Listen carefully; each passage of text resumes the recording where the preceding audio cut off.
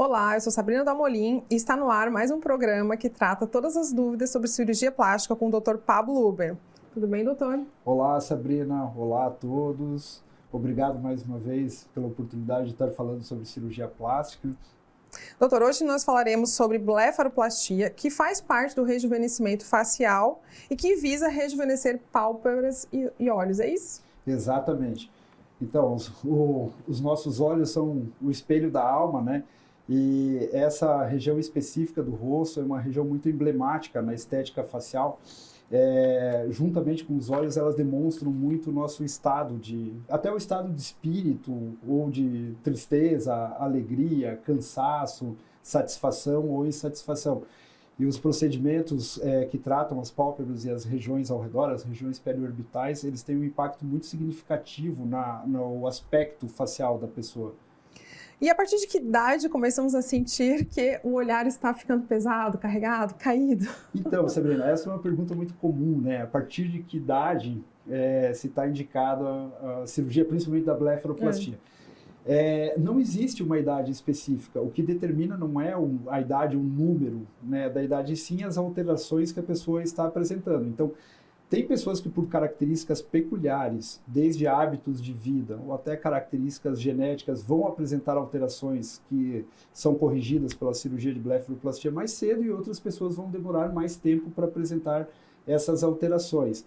Então, na minha prática, nós já realizamos cirurgia de blefaroplastia em pacientes com 21, 22 anos, e já vi pacientes, pessoas com 50 anos ou mais, não terem indicação.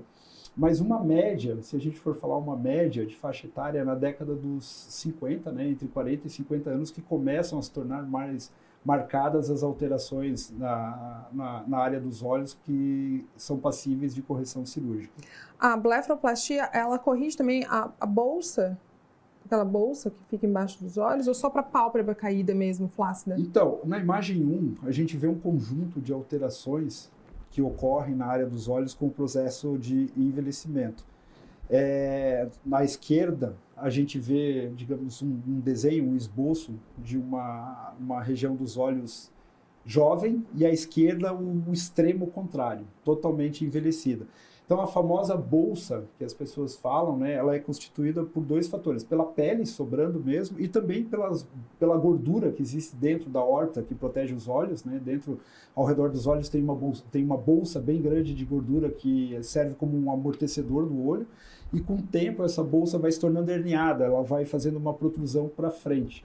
Antigamente essa bolsa era retirada, e hoje não. Hoje a gente procura usar aquela mesma bolsa para preencher essa região aqui embaixo dos olhos, que vai perdendo volume também.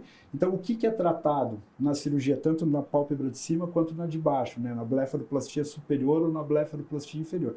É tratado o excesso de pele, o excesso de músculo também. O músculo orbicular dos olhos, que é responsável pelo fechamento dos olhos, ele acaba ficando flácido com o tempo também. E essa protrusão, essa herniação de bolsas adiposas, que ela pode ser ou reposicionada para preencher áreas específicas, ou pode ser retirada também.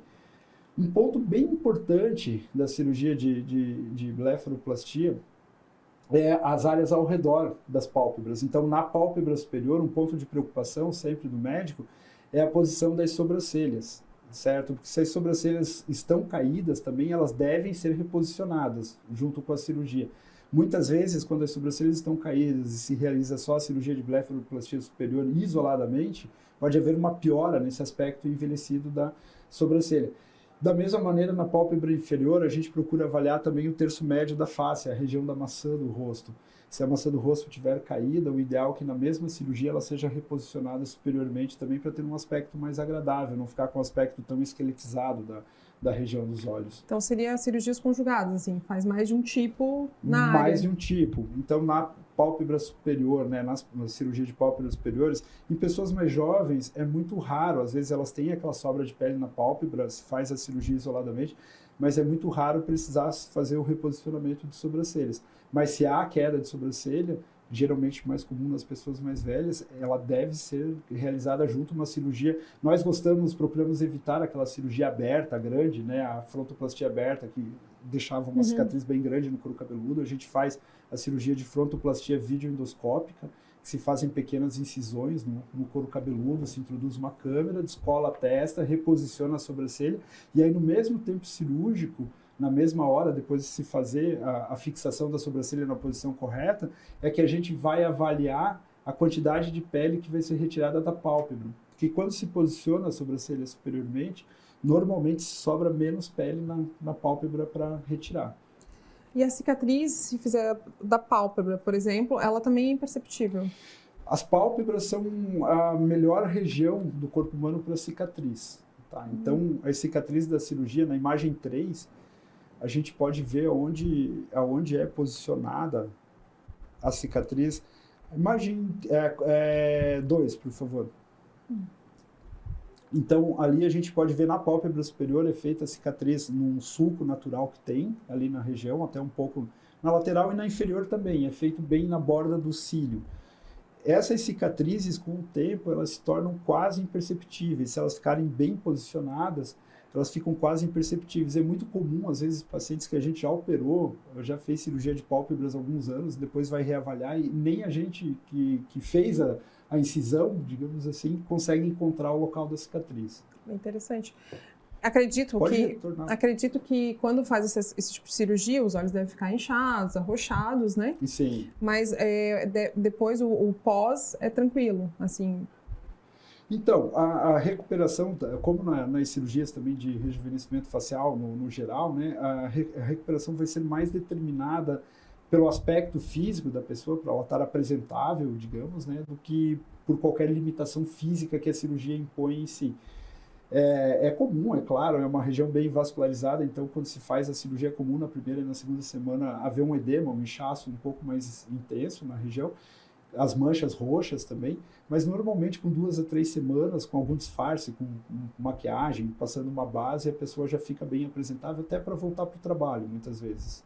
E após eu faço esse tipo de cirurgia, né? Provavelmente no futuro eu preciso repetir, doutor? É variável, tá? É variável. É claro que não é que a cirurgia tem um prazo de validade, mas o processo de envelhecimento ele continua. Então, o que é feito na cirurgia? Você acaba como se fosse jogando o estado daquela região um tempo para trás, entendeu? Tirando o excesso de pele, o excesso de músculo e reposicionando. Mas a partir desse ponto, o processo de envelhecimento vai continuar. Depende muito também dos hábitos que as pessoas adotam. Então, na região na região periorbital, na região das pálpebras, tá? Um dos grandes determinantes assim, para a manutenção de resultado é a qualidade de sono. As pessoas que dormem melhor, geralmente, elas têm poucas alterações nessa região e também, quando são operadas, elas mantêm por mais tempo. E quem não quer dar um up no olhar, né? Deixar mais jovem, menos cansado, com menos cara de bravos. São procedimentos muito localizados, uma área anatômica bem localizada, mas elas têm um impacto muito significativo na estética facial. Muitas vezes você vê pessoas que procuram para rejuvenescimento facial global e optam por iniciar pela área dos olhos e já se contentam, não querem fazer mais nada, entendeu? Já acham que aquela melhora obtida com a cirurgia de blefaroplastia, muitas vezes a blefaroplastia com a frontoplastia endoscópica, já ficam satisfeitas, já acham que houve uma melhora expressiva, significativa e acabam abortando o restante dos procedimentos. Eu acho que logo vou marcar uma consulta para resolver o olhar. Doutor, muito obrigada. Bom, e qualquer dúvida que vocês tenham, pessoal de casa, acompanhem nas redes sociais do doutor, tirem todas as suas dúvidas e até o nosso próximo programa. Obrigado, Sabrina. Obrigada.